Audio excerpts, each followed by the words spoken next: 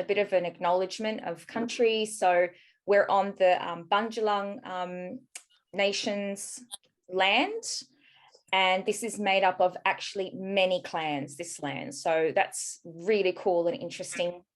And the Bundjalung, they're the traditional custodians of this land, and they are part of the oldest surviving continuous culture in the world. That's really cool. We're on that land. We are on that powerful land. We acknowledge all Aboriginal people, past, present, future, who now reside in the Shire. And we also acknowledge all keepers of this land across all cultures. Okay, so diving in.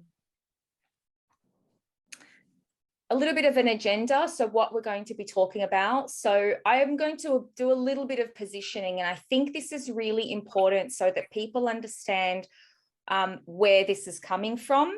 And look, I've pulled these slides together, and I'll tell you a bit about me too. These are my thoughts, okay? So it's coming from a lot of the people that have been inspiring me. I'm sure you've heard of some of this before, but I think it's just a very important piece of the puzzle. I will do an overview of the resources that are available. So I have tried to make it really simplified. Where do you go for what? And then we're going to talk about how you can start getting involved, what action you can take that suits your style. And then we'll do Q&A, and then we'll dive in and meet the candidates that are here. So Monica, David and Kevin, I met Monica and David last weekend, so heard them speak, which was great. And Kevin was on our very first webinar that we did here, and it was volunteers only. This time I've just decided to open it up to everyone. And then we'll talk a little bit about action for Richmond. So if anyone is on here and you are not part of Richmond, like if you want to drop out after the first half Q&A, feel free to, because, you might not want to sit and listen to our candidates here. You might want not to listen to what action we're taking. Leave that up to you to decide. It is all going to be very interesting though, I assure you. Okay, so who am I? This is, obviously no one likes to talk about themselves too much, but I think this is important, right? So my name's Miriam Perez. I was born in Portugal. I've grown up in Sydney, Australia. I'm a marketing professional, eating psychology coach. I'm a qualified yoga teacher as well. I'm also an ex-Jehovah's Witness cult thriver. So I was brought up in that cult. The only one of my immediate large family that has left, and I left 20 years ago.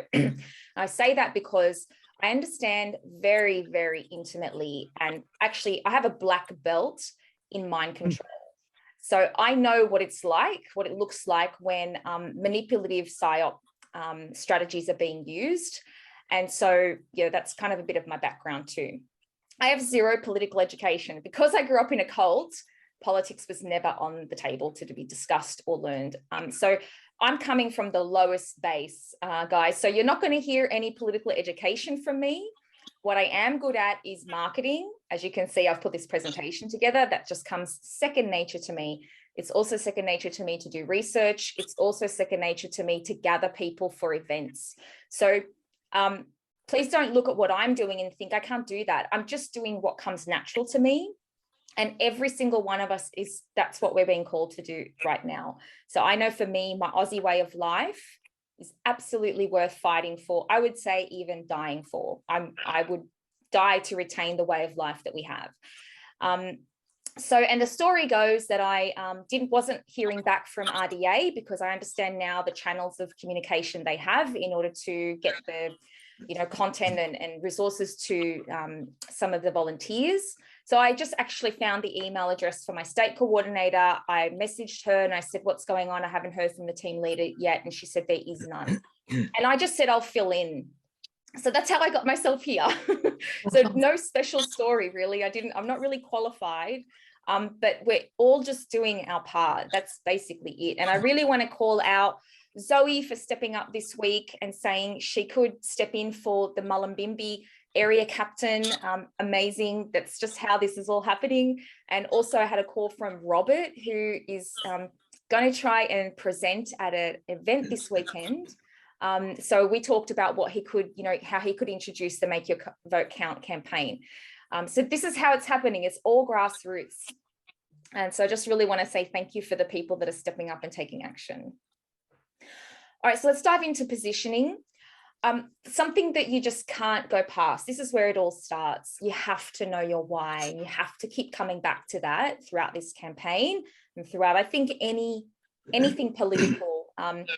So also sovereignty. I've been following Tom Barnett a lot. You can catch him on YouTube. He's the expert on this. I'm not there yet, but I feel in my bones how important this is. You know, before the political campaign starts in here. It's personal. It's about us making a choice about our rights. And I think, I'll just mute you guys. Yeah. So yeah, this is really where it starts, guys. And I do want to emphasize this, because without it, it's so easy to, you know, forget who you are, become confused and become scared about talking to people and doing all this. So, you know, just make sure you know what this is about for you. So how do I heard this, I think it was actually at this state coordinator, team leader meeting that we all had last night, making it relatable. So if Macca's told you that you had to buy their burger and eat it the way they told you to, are you going to obey them? Are you going to listen to Ronald McDonald and say, okay, I'll do whatever you tell me to? Or are you just going to laugh because you know that they have no sovereignty over you? So I'm not likening Ronald McDonald to the government, but what I'm saying is once you start to experience interactions and negotiations with this corporate entity or this entity, you do realize that they actually have no sovereignty over you. And that is a learning journey. It's a learning journey I'm very new to. I think it's a very important one though, and it's going to make a huge, huge difference going forwards to all of us in this country as we start to really stabilize our understanding of what they have, what power they do have, what sovereignty they have, and what sovereignty we have. And that's what it really comes down to. And when you realize that, I guess you know that you don't have anything to be afraid of. And I think that's why it's important, because we can get out of that fear state and the worry about what the government can do to us and realize, you know, who they actually are, what role they do play in society, a very important role, but we also play an important role. So really at the end of the day, what I want to say, the last slide about this, is that election and politics is plan B. Plan A is our resilience in our communities, and remembering we've strayed so far and we've relied on government so much. What we need to do is come back in. And I know a lot of us are building out communities. So we are the change. I've got that big finger pointing at you right now. So it's you, you know, it's each of us. Community, growing organic gardens, homeschooling our children, or having really, you know, common sense education for children that's not about indoctrination, remembering our wellness. I've got to let someone else in. And being optimistic. So in spite of the fear mongering, in spite of, you know, things changing, remaining optimistic, because that's such a powerful opioid in all of this. All right, so let's jump straight into resources. So Zoe Lee Bueller, who remembers her? She was 28. She was being handcuffed in her home in Victoria for inciting violence or something like that. So pregnant woman was just about to go to an ultrasound in an hour. And this is what things had resorted to. So remember, especially when you're talking to people, I've put these holding slides up in between the segments so you remember things to talk about, right? Why we're doing this, why we need change. So, and I've got some quotes. I removed who said the quote because I think that sometimes with all the misinformation and all the fact checking, sometimes we can get a little bit confused. Like, was that person holy till the death, or, you know, should I be quoting them? I could just forget about that. Let's just look at the words. So justice will not be served until those who are unaffected are as outraged as those who are. So I wasn't Zoe Lee Bueller, but that should not be happening at all. We are entitled to free speech in this country, and I know I'm fighting for that. So what are you fighting for? What are you going to do to protect what you're fighting for? So let's jump into these slides on resources. I have tried to put these in a sequential order so that when, and hopefully, you know, when we get to the Q&A session and you guys can, you know, voice up, You might let me know of anything I've missed, but what I'm trying to do is provide resources that are going to be really easy to share with others. And for anyone here, some of you have already seen all of these, but maybe it's just nice to have them in a succinct format. And at the end, I have like a snapshot, but feel free to take screen grabs. This presentation will be shared with all of you as well. So, we'll get to all that. So you've probably all seen the marbles video. The original one was taken down, and now there's a new one by Topher Field that's up. I also, if you haven't seen his movie Battleground Melbourne, that's really important too. Another great thing you can share with people.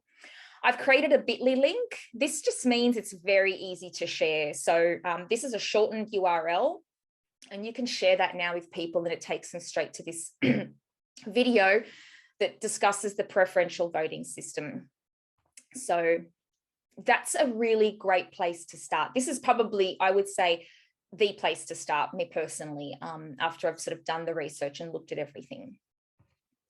So I'm not going to go into that because you've probably all seen it. I don't know if you've all seen this one. I found this just recently on the MAJORS.com website. This is excellent. And what I might do, I think I'm going to play it. So because this talks about understanding the actual House of Representatives versus the Senate and how to vote. And it does a little explainer on the preferential voting system too. So let me just see if I can, yeah, I'm out of that. Every Australian gets to have their say on who runs this great country. And unlike some other countries, Australians are free to vote for whoever they like. Our elections are fair and without corruption, and everyone gets a vote. We've got it pretty good here in Australia. But every election, there's thousands of votes that don't get counted because people don't know how to vote properly. Or they try and vote for themselves, or their mates, or they vote for a different type of member, and their votes don't count. So no wonder we end up with dodgy politicians and buffheads running this great country, which is why I'm here. National Treasure, John Burgess. To make sure this election you know how to make your vote count and vote responsibly. But to truly understand how to vote, we've first got to understand how our system of government works. Now, there are two houses of parliament, the House of Representatives and the Senate. Both have different functions. So let's take a look at the House of Reps. Australia is broken up into 151 electorates, with each of those electing a representative. That's why they call it the House of Representatives. Get it? Whichever party wins more than 50% of the seats in the House of Representatives will form government, and the leader will be the Prime Minister. Now, when the government want to make a new law, they kick it off here in the House of Representatives. It gets debated and voted on. Because the government has a majority of the votes already, most laws will pass without too much debate or scrutiny. We don't want our government passing laws willy-nilly, so we had to come up with a way to keep a check on them, which is why we have the Senate. Every state elects 12 senators and each territory elects 2, so we get 76 senators in total. Now, this is why the Senate is often called the State's House. Now, when we vote for a senator, we're voting for a person that'll keep an eye on the government and make sure their state isn't being screwed over. On election day, you'll be given 2 forms to fill out. This green ballot is for the House of Reps, and this big white one is for the Senate. Voting is really easy for the House of Reps. All you have to do is rank the candidates, with your favourite getting a number 1, second favourite with a 2, and you won't believe this, but your third favourite gets a 3. See what I mean? Couldn't be easier. All you have to do is make sure every box has a number in it. And then there's this big Senate ballot. You've got 2 choices for how to cast your vote. You can vote above the line or below the line. Now, most people vote above the line. All you have to do is rank your favourite party to your least favourite party. You don't have to number every box on this one, just at least 6. You can count to 6, can't you? Of course you can. Now, once you put your ballot in the box, the counting begins. All the number 1s are counted first and tallied. If a candidate gets more than 50% of the vote, they win. If none of the candidates wins more than 50% of the votes, then the person in last place is eliminated, and their second preferences will be allocated to the candidates left in the race. This process of eliminating the candidates in last and allocating their preferences continues until someone wins 50% of the vote. Now, this is why it matters who you vote as your first preference, but also who you give your second and third preferences to. Now, this is why there's always people at the front of the voting centre that will try and give you a how to vote card. These are instructions for how that party wants you to vote. They'll put themselves first and give their mates or parties they've made deals with their second and third preferences. You don't have to follow a how to vote card. No one can tell you who you should vote for or in what order you give your preferences. You own your preferences. They are yours and yours alone. And that's it. That's voting. It's not hard. Choosing who to vote for, that's the hard bit. But hey, if we all know how to vote properly, maybe we'll end up with better politicians running this great country of ours. Vote responsibly.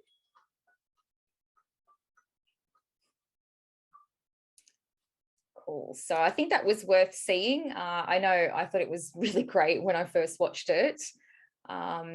And I thought, yeah, if I showed you guys, then, you know, if you see the marbles video, then you see this one. I think that kind of puts things a lot into perspective. It did for me. I still don't feel, you know, 100% capable of explaining it in any great detail, but I have the general gist of it now. I've also created a short link for that video too that makes it really easy to share. Okay, so resource number 3.1, there's two parts to this. So once you kind of, you know, help someone understand, or you yourself understand how everything works, like me when you're a beginner, the next thing you need to know is who the heck to vote for. So on the AEC website, we do have now a list, and this is the link where you go to find the list for your area. And so it's going to ask you here, you know, to put your suburb postcode in, suburb or postcode. You pop that in and you get the full list. So I'll probably jump on and show you that now. So let me just come back out of this.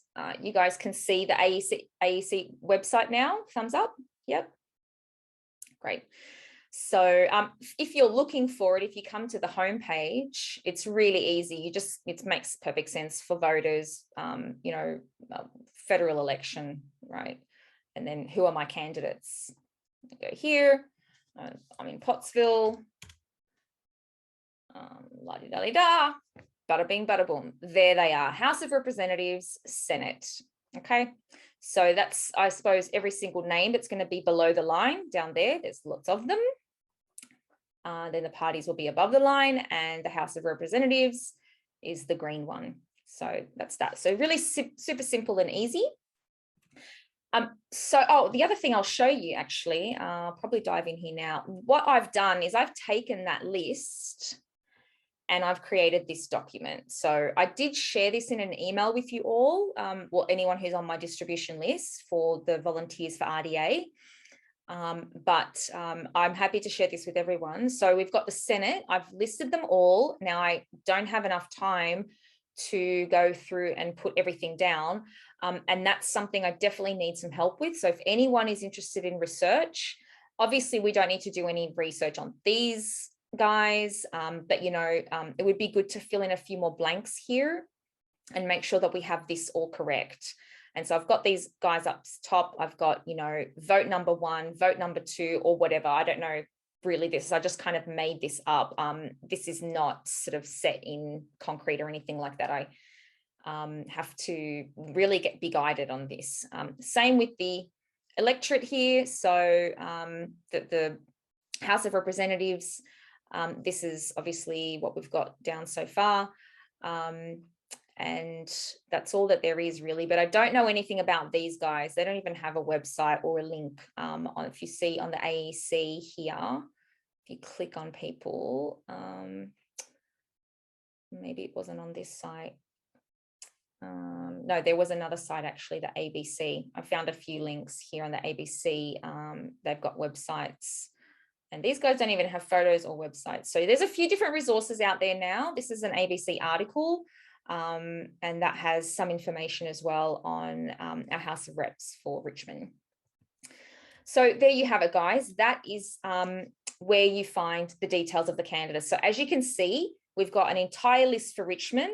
And if you're not in Richmond, you now know where to go to find your candidates. And I do suggest putting together a list like that so you can start, you know, creating some research around them. And as you meet them, as you get to know your different candidates, you can populate that spreadsheet and, you know, just figure out, you know, if you want to vote for them, if you're not. I'm actually probably going to take the numbers off. I don't know how to do that because I don't really want to lead anyone with my values. It just seems ridiculous. So yeah, I have to figure out how to do that more ethically. So this part 2 of this is majors last. So you would have all probably heard about this. It's only just worked for me a few hours ago. So I'm going to jump on and show you this as well. Now, this is a really simple URL, so I haven't needed to do a shortener. But let's dive into this one and have a quick look at it because this is very powerful. So majorslast.com actually helps you to produce your own ballot paper. Now for the Senate, it only does the above the line. I know I always vote below the line. So that's just something to be aware of. And that's as far as I understand. Now this website was created by Jeff, I don't know his surname, but he's a political scientist and he's an IT specialist. So this website's been, you know, a long time in the making. Very powerful algorithm sits behind it, and now it is populated with all the details. So you can find out some information here, but I'm going to dive over to how to vote. So this is your House how to vote card. So which state, New South Wales, which electorate, coming down to Richmond. Okay, so in this selection, which minor party, independent, would you like to preference the highest? So I'm just going to pick the very first one, no preference, not doing anything. And then in previous elections, which major party did you preference the highest? I'm just going to pick the last one here. So submit. Okay, so when you get to here, you can just move things around and you can decide where you want to put people. All right, so this looks all good. And then continue to send it. So you do the same thing. Oh, look, let's legalize some cannabis. None of them. It's the same questions and you do the same thing here. Okay, play around with it. And then super simple. This is now going to be something you can generate, especially for people that feel really confused. I think this is great. And you can download it as a PDF, you can print it, you can email it, download it as an image. So if I download it as a PDF, bada bing, bada boom, there's the House of Reps. This is my preference order, and there's the Senate ballot paper. And all you have to do is take that in and just follow it exactly to the letter. So how good is that? There's been some people working behind the scenes on resources for us that are going to make our life so easy and empower us to make conscious choices. So I'm going to come back to those things in a minute, but let's talk about some information resources. There's more. So the quote here is, may we think of freedom not as the right to do as we please, but as the opportunity to do what is right. So, you know, another thing we can highlight to people, businesses closed down. I don't know, was it right that while small businesses were being shut, that big businesses profited? You know, and what feels right to me is the community aspect, you know, farmers markets, buying local.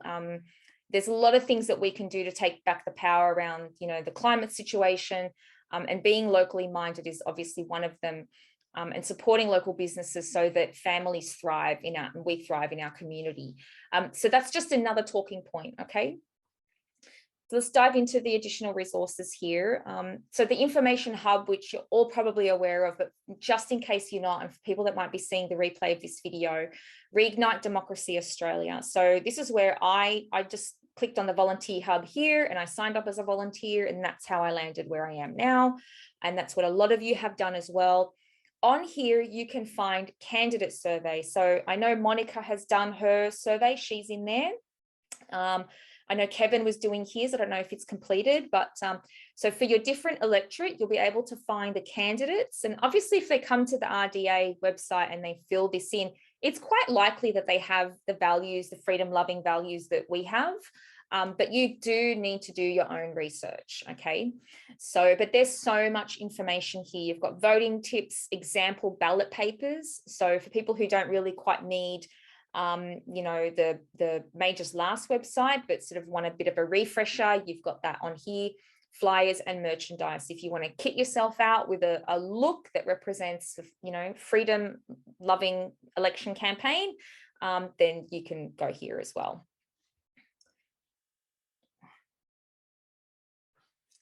So in terms of getting involved, you might want to screen grab this so that you have the contact for your state coordinator. These are the people that are helping people like me to keep disseminating information. So it's Karen for New South Wales. Oh, actually, I think there's 3 in New South Wales. And we do meet, we have a meeting on Tuesday nights where we kind of, you know, get more information, inspire each other, talk about what each of us is doing. So it's very exciting. There's hundreds, there's lots of us. We're a big team. So this is where you can find more content that you can share with the people you talk to.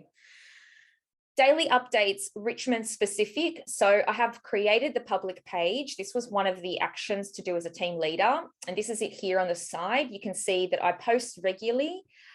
This is a great place for you to source content. Even if you're not in Richmond, a lot of it is generic.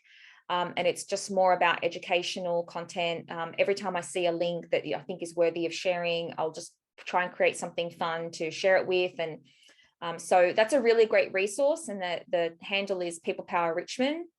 And then the private group, which I would love if more people jumped on as a place where we can communicate like on a daily basis what we're doing and what's going on, is the private group People Power Richmond Volunteers. I've just changed that name because how naive I am is that I originally set these up as People Power Tweed Shire. So I didn't even know that my electorate was Richmond. So yeah, confessions of a political novice. So they're the Facebook pages, and you'll see that I have a bunch of, as part of the master slide here, I have a bunch of the resources here already so that you are seeing them all the time. So, okay, emails and webinars. If you want the copy of this presentation, you need to email me. This is my burner email for the campaign, Richmond Freedom 2022 at Gmail. And I've set this up because I have a ton of data and research and documents that are in the Google Docs drive so that I can share those with you all. And I showed you the candidates document, so you know that you have access to that as well. When you want it, when you need it, I will send out an email that will communicate this message, but you need to be receiving my emails to get it. I don't know how else to get it to you. I might post it on the social channels too. So send me an email at richmondfreedom2022@gmail.com if you want to get these updates. Doesn't mean you have to be part of the volunteer team, but it's just to stay abreast of what we're doing behind the scenes. Action time. So how am I doing for time? A little bit more. Okay, so what I want to talk about here is how we get stuck in. So I didn't want to put any really brutal photos up of the police brutality that we'd experienced, but remember that did happen to us. And, you know, it's very, very easy to get lured by the lull pre-election. We don't know what's around the corner, right? So there was a Monica Schmidt on Reignite Democracy's Telegram group. She just put a really inspiring, just a very short 3-minute clip about taking action right now. I do encourage you to go and see it.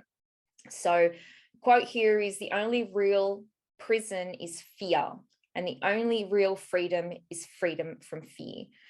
So we have freedoms in this country, or we thought we did, and look how quickly tyranny came and stepped in and took that away from under us. So that's what we're fighting for, to maintain that. This is why we need to take action now. We've got 24 days until election. So what I find for me personally, when I'm going out and I'm doing this work, is I set that intention for myself. This is not woo-woo stuff. All of the great leaders and exceptional achievers on the planet talk about this. Your mind has to be in the right place. So set an intention. You know, I often start with something like, I just know that the conversation will flow in the direction I need it to talk to this person about the election. And I just never miss an opportunity anymore. So there will always be an opening if your heart is in that space. Listen for the cues in the conversation. It will always be natural, and be brave like a soldier, because what's the worst that can happen? And also, what would it feel like if you were doing this and you couldn't fail? Remember that, because you probably, like, none of us can actually fail. So just one more slide with the pep talk. 24 days to go. We have won against tyranny before. Don't forget what we've done. Don't forget what we have actually fought against. We've done this before. This time, the trenches are going to be in different places. They're in our minds. They're much more invisible. So the battlefield right now is going to be us in the shopping centres, talking to our neighbours, our friends, our family, social media warriors. You know, get your fingers out and type on that keyboard and send all the messages you can. And distractions are going to be the enemy. Netflix is going to be the enemy. All these things you normally do with your spare time are going to be the enemy right now. We really need to fight. We need to fight so we don't have this again.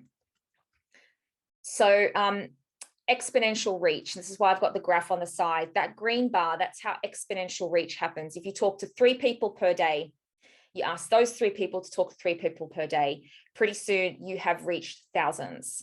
So share the posts far and wide, join the Facebook groups, any of them, and share the content, at least to 3 people. Share your posts to your public page, to private messages, share them inside of the Telegram groups, share them in emails to friends, write letters to your friends and to your family, right? Actually sit there and maybe you can craft a letter with this content that's very considered and that can really reach the heart. That might be one way for you, for instance, if you don't like hitting the streets. Foot soldiers, let's hit the streets and talk to people. So imagine how much you're going to learn. Street surveys, I've got some content now for how you can just, all you need to do is just grab yourself a little clipboard, head out. And if you're the type of person that loves talking to people and you want a good excuse to do it, in my experience, the only other good excuse is walking the dog. So here's your chance to meet your neighbors, talk to people outside of your shopping centers, ask them a whole bunch of questions. I do have scripts. Maybe I'll just quickly jump over. I've got a script now, some talking points, because Robert asked me what he would say if he was to present. I don't know why it's not letting me jump out of this presentation. Okay, it's not letting me jump out. So I did create some bullet points, talking points. And again, this document, it's on the same document as the candidate list. So that's a public document that I'll be sharing. And so really all you need to do is hit the streets and introduce yourself as someone who's providing free education around, you know, politics. Do they know what preferential voting is? Do they know the difference between reps and Senate? You know, and then you can just get that conversation rolling through connecting, like, what, you know, are you happy with the way society is right now? Do you want to see some change? You know, we've been kind of convinced and blindsided about who we can vote for. Do you think, you know, what do you think about independents? Do you think they have a chance? And then make sure you do ask for the vote. We want the vote. We want, you know, make the ask. Tell people that we want that number 1. We want that number 2. We want that number 3. If they are really tight on voting for Liberal, I had one woman say, oh, but I love Scott Morrison, you know, and he's such a Christian man. And I just looked at her and said, Christian? Do you think it's very Christian that he lies constantly? I didn't say it like that. I was much more calm, but you know, and that really sparked the conversation. So for people like that have this deep-seated allegiance to one, maybe they'll put us independents number 2, 3, 4. Okay, so consider that. Don't lose a single vote. Yeah, so unfortunately I can't show you the talking points, but you will get them. And action right now, flyers. So we can get flyers from our favorite, you know, candidates. So here's Monica's, and we can do letterbox drops right now. So if you're not the type of person that wants to talk to people in the street, just grab some flyers from your favorite candidates and start letterbox dropping for them. Just get in touch with them and go and pick it up from their office. Can you print your own flyers? If you're someone that can design, do you want to go ahead and print some with maybe the faces of the, I've been thinking about doing this, and when I get a chance to, I will, if no one else does. And just go down to Officeworks, or if you've got a relationship with a printer, you know, get some printed and stick them around your local neighborhood. Okay, so coming soon, I have placed a massive order. I've placed an order for 20,000 of these. The plan is to absolutely saturate the market with this message. I've got 500 of each of these coming. So as soon as that drops, I will let you know. Again, please make sure that you email me or get in touch via the Facebook group. And then you can come and pick some up and go and hit your local area and just like plaster the town in these They're really great because they go straight back to RDA website, which is a great hub for all of the other resources. And we want to be strategic. So in the last webinar, I did run through a lot of the data on our Richmond electorate and how we want to strategize around the areas of population concentration at the different polling booths. So probably I'll put that content in an email. I won't have time to talk about it today, but we do want to be strategic too. So think about the hotspots in your area and where these flyers need to go. Okay, so here it is. Action, one-stop shop. Take a screen grab of this so that you have all of these points that I've gone through in one, just on one slide. So know your why, your intention, the marbles video, cartoon video, educate yourself on the candidates. This is the biggest question. Who do I vote for? This is your responsibility. Remember, we talked about sovereignty. So it's going to be really, really amazing. All you're going to have to do is spend maybe a couple of hours, maybe an hour over the course of a week or something. Depends how fast you learn to just look at the candidates that, hone in on the ones you are thinking that you want to back and find out about them. All of the candidates here have websites or web pages. And so you can find out a lot of information about them. You can reach out to them and email them and ask them questions. And that's going to be really important piece of the sovereignty. You're going to feel so empowered, rather than asking someone else, who should I vote for? It's not the question. The question is, have I done my research on who's in my electorate? What electorate am I in? What is my ward? These sorts of things are what you should be asking yourself and asking of other people too, not who do I vote for? Now that you know where the lists live, it's responsibility time. And then you can use the ballot papers on Majors Last and share everything that you learn. Every time you learn something new, share it. So guys, Q&A time. And this time I've left the author of the quote in because one of my favorites, Aristotle, and this is so powerful for me. At his best, man is the noblest of all animals. Separated from law and justice, he is the worst. So we have experienced the separation from the true law, from the commandments, from the unspoken law. And we've seen what that results in, and it's just so tragic. So we have to come back to the law in our hearts and be noble and be part of the law. And part of the law is standing up and being responsible and all of that stuff. And then when you have that, you can face the government, knowing, what your rights are and knowing how to have that negotiation, that back and forth. So with all that said, before we jump into candidates, I would love to just offer up some time for any questions. Are there any gaps in this? Is there anything you want to offer up by way of comments?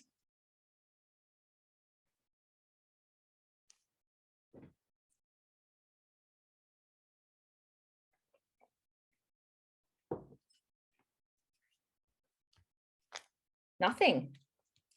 Must have covered everything off. All right. So let's dive into, we've got some noise.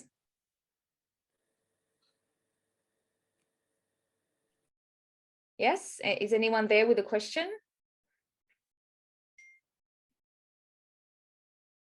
All right, cool guys, thank you so much. So let's meet some of the candidates. Now, no formal introductions here. We've got, roughly about sort of 10 minutes for everyone to speak and then have some question time as well. So it's going to be really over to you guys to introduce yourselves, tell us a little bit about yourselves, anything that you want to share, how we can get in touch with you. And so we're going to dive in with Monica first. So Monica is a naturopath. And I've put this in, she's quite an active community health consultant because I've seen the work that she's been doing with the different health hubs around.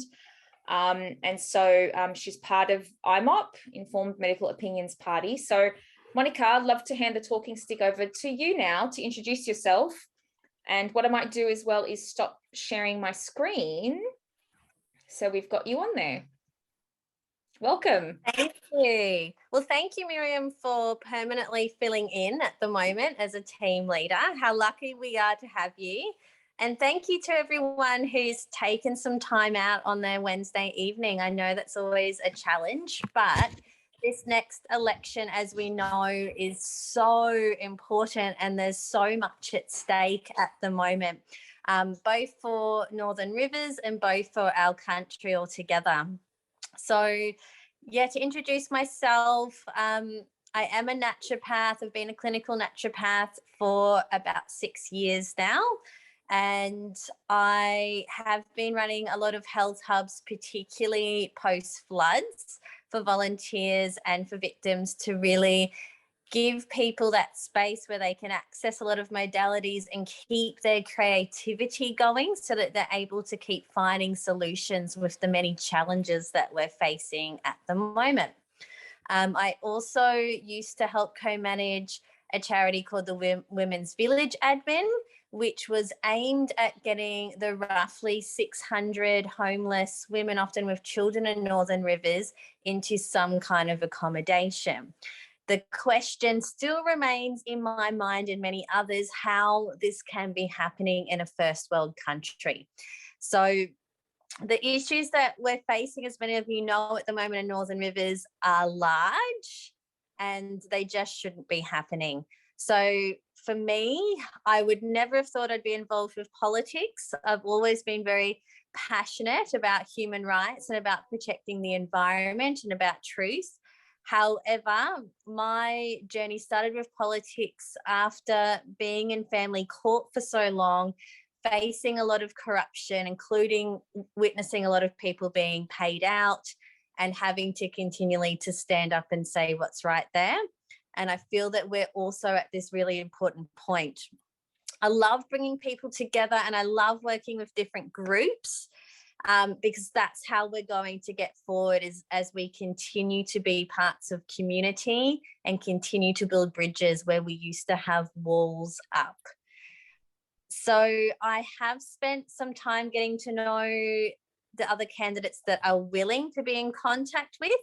David Warth, who you'll meet tonight, an independent, is an excellent guy. And I first met David, I was helping to organise the Millions March Against Mandatory Vaccines rallies, and David used to have a beautiful role of liaison with the police and creating this really great communication and keeping things flowing.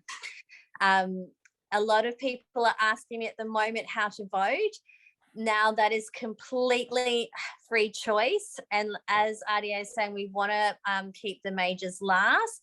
However, to keep it as easy as possible, IMOP will release a how to vote card, and that will be out soon. I've put my preferences into them based on the people that I've gotten to know, I've been in contact with, who I believe will have the same values that IMOP has, as far as freedom, as far as human rights, as far as not supporting globalization, as far as not wanting to be a part of WHO at the moment. And so that will come out soon, and that will really make it easy for people as well to have some idea of how easy it is to vote. And I really think that we, as small parties and as independents, have the best chance we've ever had in this election. Really, this is Northern Rivers. This is an area that's always been known for being a bit alternate, for being a bit free thinking. And it's sad in a sense that some of that has been taken away over time, but this is the perfect time for us to reignite those values that this area has always stood for. And the more I'm speaking to people in the streets, the more I'm seeing how disillusioned people are with the major parties.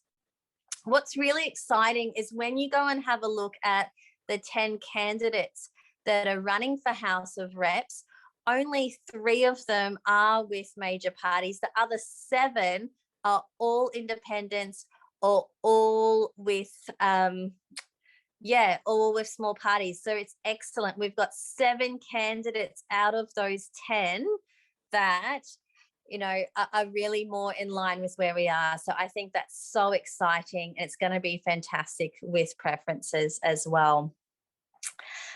So where I'm at the moment, I am everywhere around Northern Rivers, basically.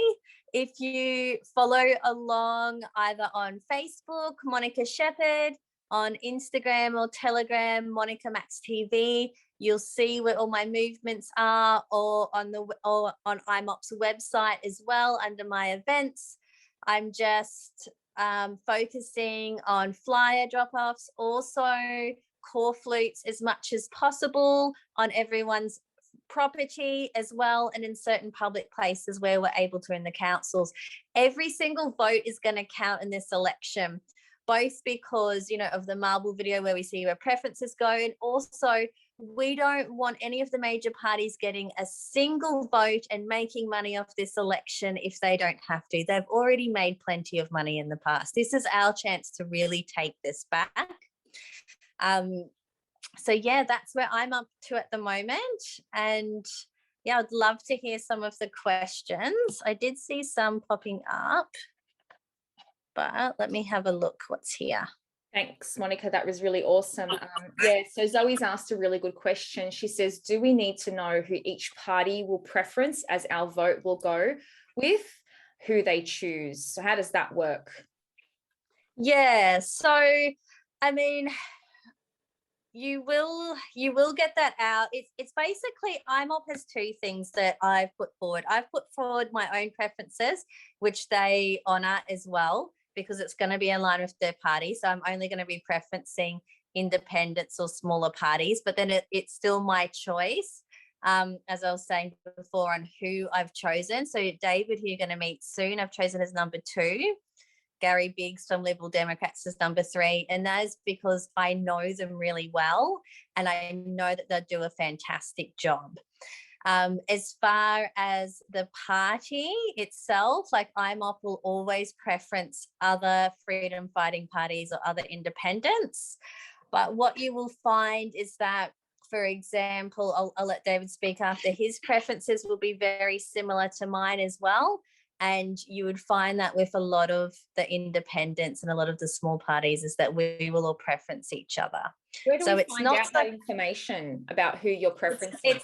It's coming. It's coming. Okay. So the artwork has been done. I would say by next week it should be released. So this is something that each of the individual candidates and the parties have to release, or we have to approach? Yeah. Well, they can they choose to. I think it's ideal for us to do that, in that sense that we just want to make it as easy as possible. How do we know they won't preference a major party? Is that what Zoe is asking? Could I just clarify something? And that is that the voters are the ones who actually specify their preference. The parties can recommend to voters by way of voting cards, how to vote cards, what the parties would prefer people to vote for, but the actual decision as to where the preferences goes lies solely with the voters. Just in case there is a misunderstanding there. The parties do not preference anybody. They make recommendations to voters as to how the voters should preference people. So that's those ballot papers that they might hand out pre-election. Yeah. And if you vote according to what the party suggests to you, then in that manner, the party is influencing the preferences. But the decision lies with the voter, not so really all we're talking about here is some marketing. That's all we're talking about here. The parties, when they market, they're on their... Exactly, yeah. Once upon a time, parties used to decide the preferences, but now they don't. The decision was made that the voting system would change such that voters are the ultimate decider as to where preferences go. Thanks for clarifying that, Kevin, because I think maybe Topher Fields might talk about this in the marbles video. I think. Oh yeah, very important. Yeah, very important. Yeah. I love Topher Field, by the way. I think he's terrific. Yeah, thank you, Kevin. Yeah, that was great. Thanks for clarifying that. Does anyone else have any more questions for Monica? I know I have a couple. Anybody else want to jump in there?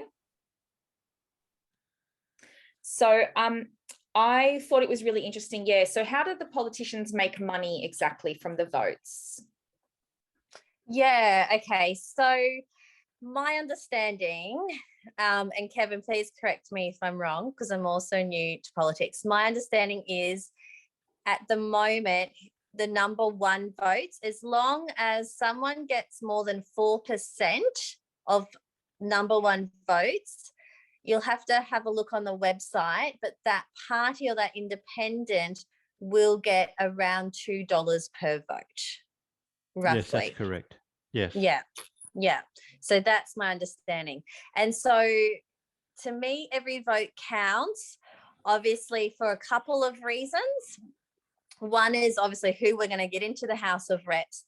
The other one being, you know, when we're voting for smaller parties like IMOP, for UAP, for One Nation, we're also influencing who's going to get into the Senate as well when we vote on the Senate.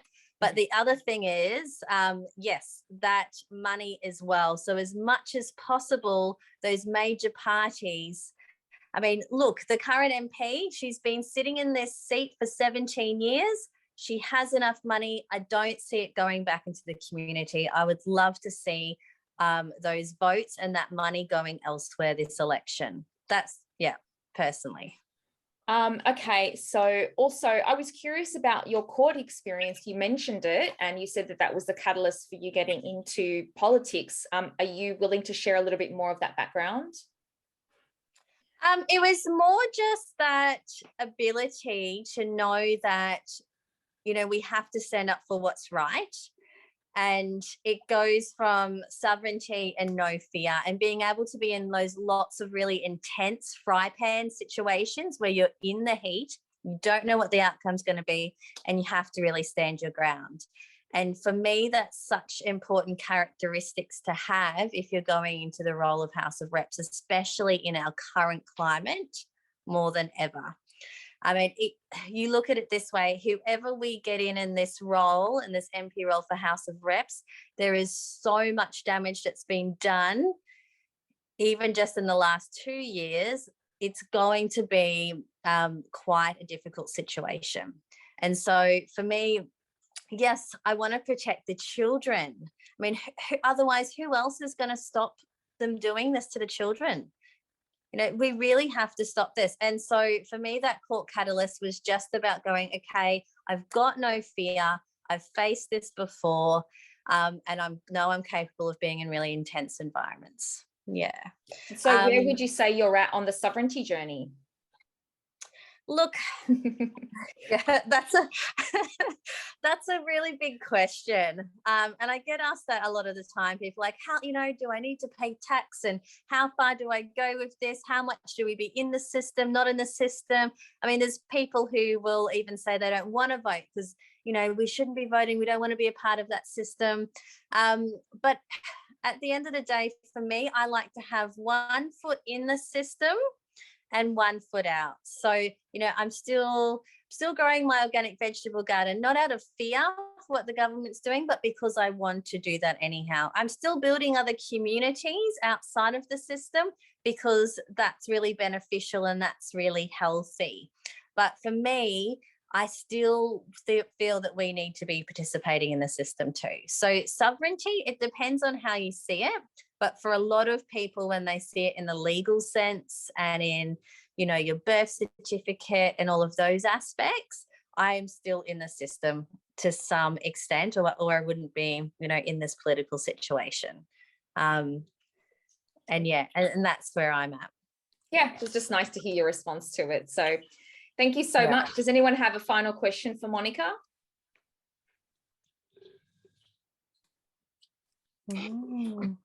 Okay, so that's great. Thank you for that. So now I would love to introduce David Warth. So yeah, I did meet David at the weekend and I really enjoyed his presentation and his demeanor. So you're going to get to meet him now if you haven't already. He's an internationally recognized and awarded filmmaker. I think it's predominantly around the environment, and we're probably going to have a movie night with him. So yay, I'm looking forward to that. Watch his documentary or movie. So he's independent, completely independent. And David has already spoken to me and said that he's not involved in anything RDA is doing because he is completely independent. So he's not completing the survey on the RDA website and doing things like that to remain completely independent. And he's, kindly said he would come here tonight on my invitation. So David, I am going to stop sharing my screen and hand the talking stick over to you. Welcome. Okay, so welcome everybody. And yes, I am standing as a completely independent candidate. I know there's a lot of flack now being thrown around at independents who have been backed by organisations. They're being called fake independents. And that's something that will never be able to be pointed at me, because I've pretty much self-funded this whole campaign. I've got a few donations, but I won't take donations from organisations outside of my electorate. And I am basically representing the people 100% in this electorate. So that's my stand there. Very interesting talking about sovereignty, because we're looking at a country that is being compromised now. So not only personal sovereignty, but national sovereignty. And that's something I feel very, very strongly about. Australia, in my opinion, is the best country in the world. And I'm seeing it being infiltrated, basically. There's a lot of influence from corporations and from foreign organisations, and that's becoming more and more obvious now. So I think we have a major problem in this country. And although things are getting a bit more relaxed now, I don't think this is going to last. I think once the election's over, then we have to look very carefully at what's going on. So on that point, very, very strong action needs to be taken. And for me, getting into Parliament seems to be the best way possible to go right to the heart of the beast. And a lot of people are talking about alternative options of creating their own type of society, which is great. And I admire that. But the thing is that totalitarian governments, and we have seen that happen in Australia for a while. It's getting more relaxed now. Don't know for how much longer, but totalitarian governments are very intolerant of people doing their own thing. So for me, the decision was to go within the system, work within the system, and create the change right from within, rather than go external and try and do things our own way in this area and around Australia. But I think we have a serious problem, and the only way to really address that I could see is to go there and sort it out right from the heart. So yeah, I'll be working very hard within the electorate. There's so many problems here now after the floods, and we have this terrible homeless situation as well. So it's been compounded now. I remember doing a little piece before about like 1,000 homeless women in our area, which I found to be absolutely unacceptable. But that has now exploded after the floods. We're actually looking at thousands and thousands of people who are displaced, homeless, only just managing. We've got inflation on the rise now. We've got a very expensive place to live here. It's a bad situation. I went to a meeting last night at Ocean Shores where quite a few of these things were brought up, but mainly to do with the floods. And there's definitely a lot of energy within the community to sort these things out at community level, and then take it to local government, and then state government, and then to federal. So the good thing about it is when we have these terrible problems occur, then the community really galvanizes and starts to address the problems rather than sitting back and saying, well, when's somebody going to help us? We've become very proactive, which is the only way to go. And so if I can become the representative, then I can take that great energy that we've got in our community now and take it to Parliament and tell them what we want, rather than them telling us what they're going to give us. And in the video I did with Monica, you know, I expressed how disgusted I was at the treatment that the people of Australia have had where they've been told they can and can't do this, that, or the other. And it became absolutely ridiculous in the end. It's had state premiers just ruling by decree, basically. Just if they felt like something, they just say, okay, well, you've got to do this now and you've got to do that now. There was no national unity on this at all. The Prime Minister and the opposition said nothing about that, basically. They just let the state premiers do whatever they wanted, which I felt was very, very weak. We are a federation. If I was in that position, I'd take a much stronger stance, much stronger stance on that. We are a wonderful country. We've got wonderful, hardworking people here, and they can't be stuffed about like that. That's ridiculous. So, yeah, I'll be very strong on our freedoms. I think that's something that we need to actually establish very early on, is that our freedoms are not negotiable. And we're not going to tolerate that. So when we see things coming up, then we have to jump on them straight away. And the best place is in Parliament. I've watched Scott Morrison and people like that performing in Parliament, and they really don't get challenged very much, which is surprising, and it's disappointing. So I feel whoever gets in has got to be there and challenge the statements and the proposed legislations right there as soon as they're proposed, is to have a look at them, work out what the benefits and what the things that are not right about them are, and then just make a statement straight away, put them on notice straight away, just say, hey, not so fast. So anyway, that's what I'm looking at doing. Many problems that we've got to address. So there's a heck of a lot to actually get our heads around. But I feel very strongly that at community level, we start making our own decisions about what we want for the future. And then we take that to Parliament. So that's going to be my main job, is to talk with the community, find out what's needed, come up with solutions, and then take that to Parliament, rather than let them make the decisions and bring decisions that are often not in our best interest back to us. So we become proactive. And David, you got a lot of questions on Saturday from people wanting to know if you had a backbone, and I really liked your answers. And you talked a lot about your career as an abalone diver and the shady characters you've experienced, and also too, you did share with me that you are what you're willing to do to fight for our freedom. So really appreciate that. Does anybody have questions for David?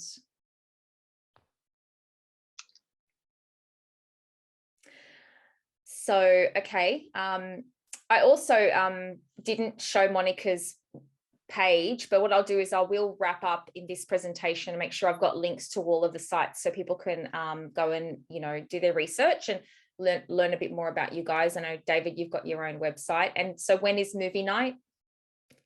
Well, we'll talk about that. I can do an RDA movie night whenever you like, as long as I'm free. But we've got 2 events coming up. We've got one at Lennox Head Cultural Centre, which is on Friday, this coming Friday at 6:30 p.m. And another one at Mullumbimby RSL on the Saturday at 6:30 p.m. And it'll be very, very interesting, I think, for people to see, because I'm actually putting one of my films on, which is called Rainforest, The Secret of Life. And it was a multi-award winning film, very, very popular, immensely popular as an educational sort of film where people could get a lot of information about nature. But one of the most interesting things is that within that film is information about climate that is now being suppressed. The climate change debate now has focused right on fossil fuels, and that's it. And basically, we're being guided toward technological fixes like nuclear power stations and geoengineering the atmosphere. But there is actually a very, very large environmental component to climate change. The planet actually does have its own air conditioning system. And this is involved in the rainforests, the ocean currents and the air currents. And we've damaged this system. If you think back maybe 20 years or so, it was all about planting trees. That was the buzz. We're going to plant trees, we're going to plant trees. And that was very, very relevant. There was a reason for that. That is now been... David, it's, I don't want to cut you off, but I'm going to have to keep us on time. And I think that was probably enough of a little hook for people to want to find out more, because it's very interesting. Zoe is stepping up to help us in the Mullumbimby area as a captain there in the interim. Also we're all interim. So where are you speaking at Mullum at 6:30? On what day was that? So on Saturday. Saturday. At 6:30. This is coming Saturday, 6:30 at Mullumbimby RSL. Great. So yeah, Zoe, if you're around, you can go and meet David in the flesh and invite people to go and meet him there at that event. So that's great.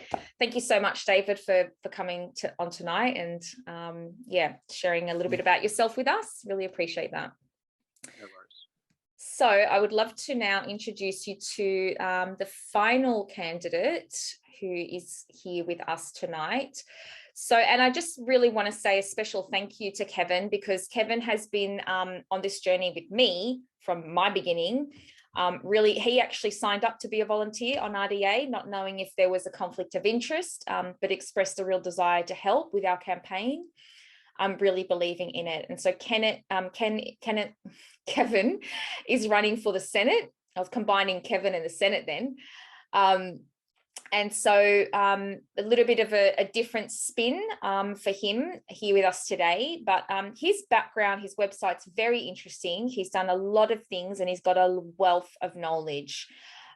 So, you know, I'll let him introduce himself and tell us all a little bit more about himself. So Kevin, thank you also just personally for, you know, all the help you've provided me and the communication. It's been so speedy with everyone really. So yeah, over to you. Thank you very much, Miriam. And I have to say, I'm an admirer of your efforts as well. You are fantastic. So don't, all praise to you, little to me, believe me. Look, the very first observation I make is if you want your vote to really count, you really should vote below the line. And unfortunately, there is a morphing happening right at this moment where people are saying, look, for simplicity's sake, vote above the line. The reason I suggest that you vote below the line is that I've been involved in politics for some time in the National Party, in fact. And I've seen that people are actually put forward within parties on the basis of how well they've served the party, loyalty, such things like that. And Benjamin Franklin is a standout example of that. But those persons may not actually be the best thing for Australia or for Parliament, for Parliament House. You know, that like people like David could well be the sort of person that we want to have in Parliament, or for that matter, Monica. But if you were in a political party and you were not the favourite, then you would be down on the list. And when the political party makes the suggestions of preferences, if you vote above the line, you will be basically voting in favourites within parties who are not necessarily the best people to have in Parliament. So I ask you to vote for the person, don't vote for the party. Find out what the people are like. And I've really liked talking to David. I was there when they drew out the names to decide which list. And I think David's very genuine. I know that Monica is very genuine. And so, yeah, vote for the person, not the party. Now, if you want to know about me, speaking of voting for persons, if you go to my website, I've set up a website called kevinloughrey.com.au. The only tricky bit there is the spelling of my name, Loch for an Irish lake, L-O-U-G-H, and then Ray, as in H-E-Y is hay, R-E-Y is Ray. So it's Loc-rey, kevinloughrey.com.au. So if you pop there, you can learn all about my life's experiences and numerous achievements. In all, I spent 32 years in the military, but I also spent 15 years in private enterprise. I've occupied senior management positions in large businesses. And then I went off to form my own companies. I wanted to invent stuff.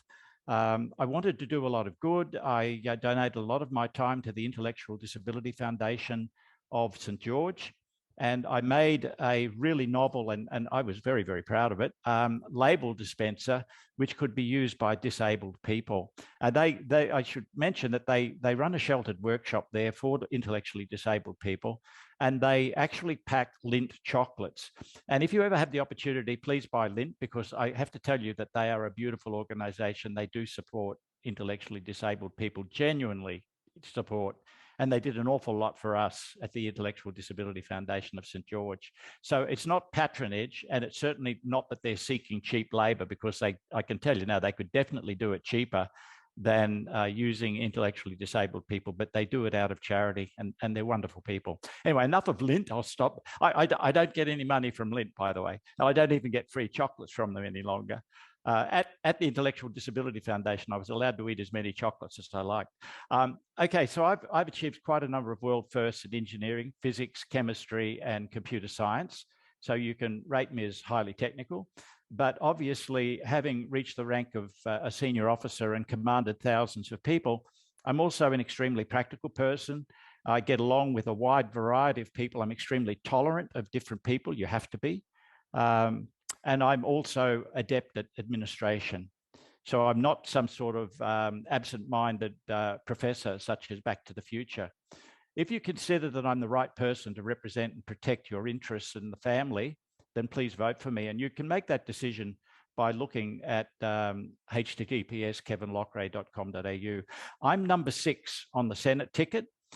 So my telling you that doesn't endear me to the United Australia Party, because obviously they have their list of favourites, and I'm suggesting that instead you look very closely at the people that you're voting for and make the decision as to who you think would best serve your interests. And that might not be me, by the way, but I do ask you to do that, because I really do believe that one of the reasons we're in the mess we're in right at this moment is that all of us, including myself, have been complacent. I was actually looking at basically kicking my feet up and spending time with my grandchildren. I've built my own house here, but this has caused me to think, no, we're in a war and I've got to go back in. My children were very unhappy at the prospect of me going into politics, because they're worried about fallout for the family. But to me, it's no different to deploying on operations. You don't go there willingly, believe it or not, especially if you're as mature as I am and you've seen what I've seen, but you do it for your country. And the reason that I'm doing what I'm doing now is for my country. That we really have got things very, very badly wrong. I agree with everything that David has said. And for that matter, Monica, I don't want to detract from you either, Monica. So there you go. That's it. Thank you. Thank you so much, Kevin. And I've read a bit about your website. I really want to spend some time, now that I have this presentation off my plate, to just do a lot more research on each of yours websites. And I will put that in the pack, link to the sites. Yours has a lot of content. And so from my perspective, each of you kind of offers such an interesting mix. I think David's got that real humanitarian and environmentalist perspective. Monica's coming from the family and the medical perspective, and you've got a real technological understanding. And as someone who's going for the Senate position, that's really interesting, because I'm trying to think, well, what type of people can help solve our problems? That's the way I'm thinking about it. Like, how am I going to vote for someone? I want to vote for someone who can coordinate people, because you'll be one person working with teams. And you've got a lot of experience in technology, and understanding technology could be really helpful for us, so that we know what tech is actually, being, put in under our noses, and what it really means, and how it can be, because a lot of us just don't understand that stuff. So that's your background, am I right? I just unmuting. Sorry, I clicked it and it didn't unmute. Yeah, look, we are faced with a terrible situation. We're $1.3 trillion in debt. I have the knowledge to harness technology such that we can reduce the costs of government, whilst at the same time improving the delivery of its services.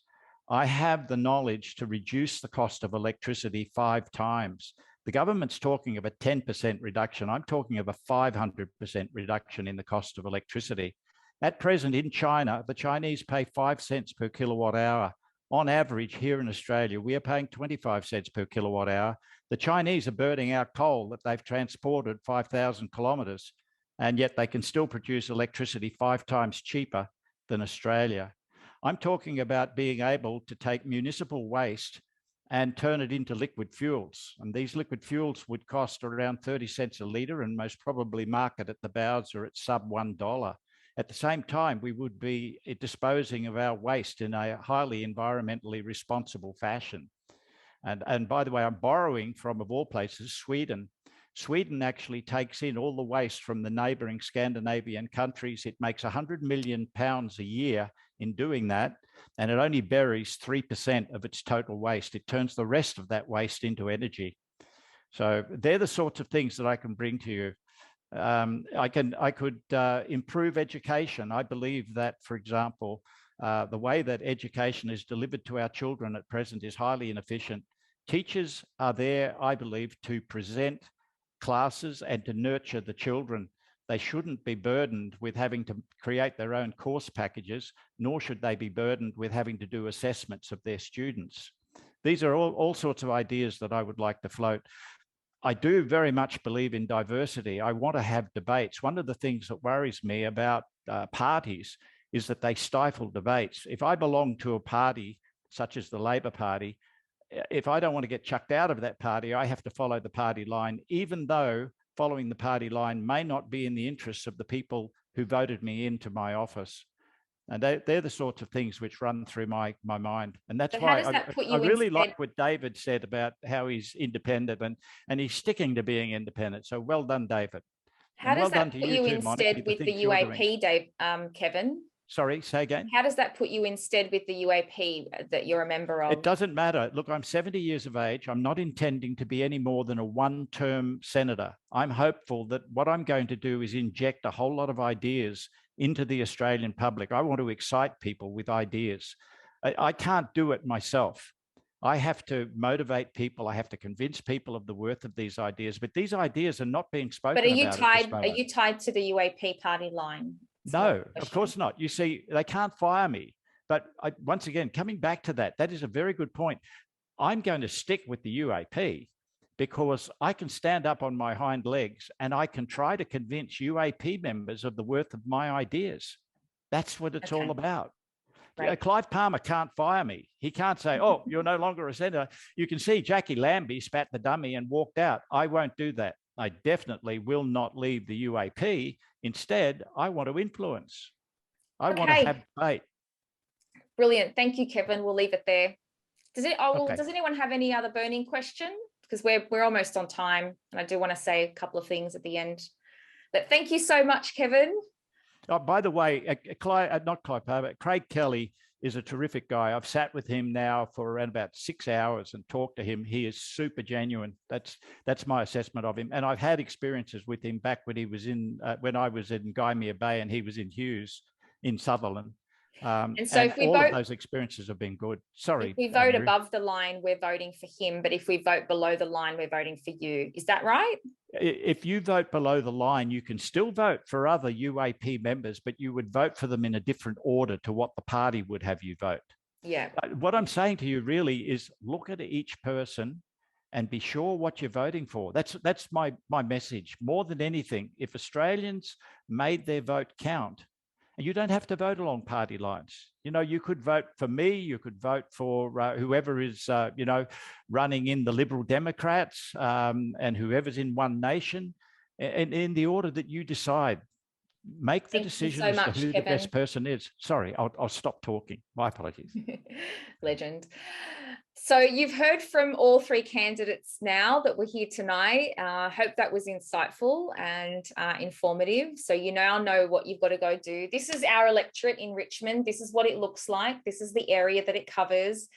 These are the areas where I have taken the data and said, this is the key strategic areas where we need to be to make an impact with our flyers, with our messages. So I am looking for captains for each of these areas. So if you want to step up and be a captain, and it just means alleviating a bit of the pressure on my end, and I can funnel people to you. You've heard this information now. You just share this information. It's no more difficult than that. It'll take you a couple of days, a week to get used to it, and then you'll be off with, you'll be off with it. You'll be fine. So please step up. If you're able to do that, drop me an email. This is what we could become. This is I've got goosebumps. This is what's around the corner for us if we don't take action right now and step up. This is what our life is supposed to be like, and no one can convince me differently, and I'm pretty sure you're the same. This is what we're fighting for our freedoms. So don't forget, I want to leave you with that beautiful, beautiful picture of our natural resources, of who we are. Thank you all so much. Also, actually, probably one final thing I want to share with you guys. This is really important because I think it's just going to be really kind of empowering for you. I'll just Google it, see if it comes up. Hopefully it does. YouTube. So here it is. Morgan, who is Monica Smith's partner, and he's running for Senate in Victoria. He was on the radio this morning. I do recommend you listen to this. So you just see, I just Googled Neil and Morgan YouTube. This is an interview where Morgan, as an independent, really speaks his mind. These are the people that we're backing. These are the independents. This is how smart and intelligent they are. And I know you all know that. But go and listen to this. I think it's going to be really inspiring. Listen to after this call and check out what he says and how he handles this situation, because this is who we are. This is the type of people that we're backing into Parliament. And you'll hear in this interview that actually we've got, Neil speaks like he's quite concerned because we've got 26% of Australians that are voting in independence. And there's going to be a lot more than that. So we're going to win this. I felt it today. We're going to get the independence in there. It's going to happen. So this is very exciting to be on this side of history, and that we're all part of it, right? That we are part of making history in Australia. So don't forget, and 7 minutes. So, and guys, if you, like I said, I post all this stuff on our Facebook pages. So you will keep up to date with the content that I'm constantly exposed to, these great links, these great resources, these little sound bites. This is the stuff. Go ahead right now. Your action is to just go ahead and share that with at least 3 people and tell them to share it too. So you will get the recording of this if you are on my email distribution list. I've covered everything off. You've heard it all. I don't need to say it again. So yeah, I'm sending you all a lot of love. Hope you rest well this evening, and I will see you. These will be regular calls for inspiration and action. So I'll see you on the next one, hopefully. Thanks, guys.